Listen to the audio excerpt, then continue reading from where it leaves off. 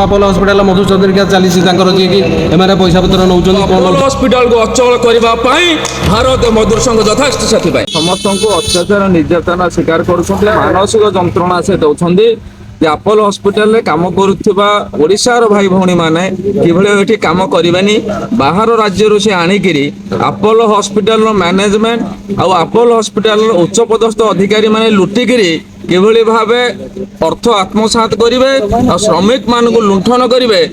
ଆଉ ଏଠି ଶ୍ରମ ଅଧିକାରୀଙ୍କୁ ବାରମ୍ବାର ଜଣେଇଲା ସତ୍ତ୍ୱେ ମଧ୍ୟ କୌଣସି ସୁଫଳ ମିଳିଲାନି। ତେଣୁକରି ଆମେ ବର୍ତ୍ତମାନ ଏଠି ଧାରଣାରେ ବସିଛୁ। ଆଗକୁ ଲକ୍ଷ୍ୟ କ'ଣ ରହିଛି? ଆଗକୁ ଲକ୍ଷ୍ୟ ରହିଛି ଏହା, ଯଦି ଆପୋଲୋ ହସ୍ପିଟାଲ ଏଥିରେ ସୁଧାର ନ ଆଣିବ ସମ୍ପୂର୍ଣ୍ଣ ଆପୋଲୋ ହସ୍ପିଟାଲକୁ ଅଚଳ କରିଦିଆଯିବ। କାହିଁକି ନା ସେ ଓଡ଼ିଶାର ଭାଇ ଭଉଣୀ ମାନଙ୍କୁ ନିଯୁକ୍ତି ନ ଦେଇ ବାହାରୁ ତାଙ୍କର ଯୋଉ ଅଛନ୍ତି ଷ୍ଟାଫ ମାନଙ୍କୁ ଆଣିକି ଏଠି କାମ କରାଉଛନ୍ତି। ଓଡ଼ିଶାର ଯୁବକ ଭାଇ ଭଉଣୀ ମାନଙ୍କୁ ସେଠି ଅକଥନୀୟ ଅତ୍ୟାଚାର କରାଯାଉଛି, ମାନସିକ ଯନ୍ତ୍ରଣା ଦିଆଯାଉଛି, ସେମାନଙ୍କୁ ଶୋଷଣ କରିବାର ସମ୍ପୂର୍ଣ୍ଣ ଯୋଜନା ସେ ଆପୋଲୋ ହସ୍ପିଟାଲ ଯିଏ ଓଡ଼ିଶାର ଭାଇ ଭଉଣୀ ମାନଙ୍କୁ ସମ୍ମାନ ଦେଇ ଜାଣିନି, ତାର ଓଡ଼ିଶାରେ ବ୍ୟାପାର କରିବାର କୌଣସି ଅଧିକାର ନାହିଁ। ଆଉ ଆପୋଲୋ ହସ୍ପିଟାଲକୁ ଅଚଳ କରିବା ପାଇଁ ଭାରତ ମଜଦୁର ସଂଘ ଯଥେଷ୍ଟ ସେଥିପାଇଁ ଗୋଟେ ଲେଟର ଦେଲେ, ମୁଁ ସେଇ ଲେଟର ବି ତାଙ୍କୁ ଜବାବ ଦେଲି ଯେ ନାଇଁ ମୋର ଏମିତି ଅସୁବିଧା ହେଇଛି ମୁଁ ଯାଇପାରିବିନି।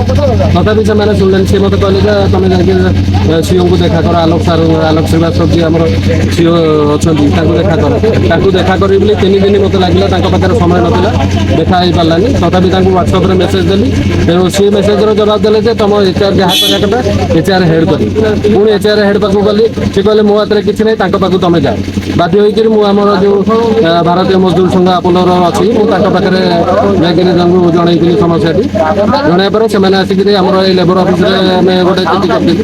ଚିଠିର ଜବାବ ବି ସେ ଦେଲେ। ତାପରେ ଆମେ ବି ଜାଣିନୁ, ୱାନ୍ ଟାଇମ୍ ସେଟଲମେଣ୍ଟ କରିକିରି ସେମାନେ ଆମ ଆକାଉଣ୍ଟରେ ପଇସା ପକେଇ ଦେଇଛନ୍ତି। ଆମେ ଯାଇକି ପଚାରିଲୁ ସାର୍ କ'ଣ ପଇସାଟା ପକେଇଛନ୍ତି, ଆମକୁ ନା ଟର୍ମିନେସନ ଲେଟର ଦେଇଛନ୍ତି ନା ଆମକୁ ଡାକିଛନ୍ତି, ଆମକୁ କିଛି କରିନାହାନ୍ତି। ୱାନ୍ ଟାଇମ୍ ସେଟଲମେଣ୍ଟ କେମିତି ହେଲା ନା ନାଇଁ ସେଇଟା ଆମେ ଜାଣିନୁ, ସେଇଟା ଆପଣ ସାର୍ଙ୍କୁ ପଚାରିବେ, ମାନେ ଆଲୋକ ଶ୍ରୀବାସ୍ତବ ସାର୍ଙ୍କୁ ପଚାରିବେ।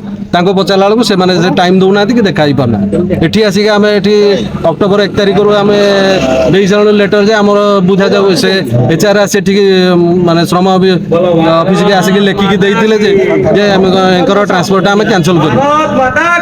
ଦୀର୍ଘ 4 ମାସ ହେଇଗଲାଣି, ଏପର୍ଯ୍ୟନ୍ତ ସେମାନଙ୍କର ଦେଖା ନାହିଁ କି ମାନେ ଶ୍ରମ ଅଧିକାର ସେମାନେ କିଛି ବୁଝୁନାହାନ୍ତି। ସେଥିପାଇଁ ଆମେ ଆଜି ଆସିକି ଭିତରେ କ'ଣ ଆଉ ମୋତେ ଲାଗୁଛି ଶ୍ରମ ଅଧିକାରୀ ଆଉ ଆମ ଆପୋଲୋ ହସ୍ପିଟାଲ ମଧୁ ଚନ୍ଦ୍ରିକା ଚାଲିଛି ତାଙ୍କର ଯିଏକି ଏମାନେ ପଇସା ପତ୍ର ନେଉଛନ୍ତି, କ'ଣ ନେଉଛନ୍ତି ଭଗବାନଙ୍କୁ ଜଣା।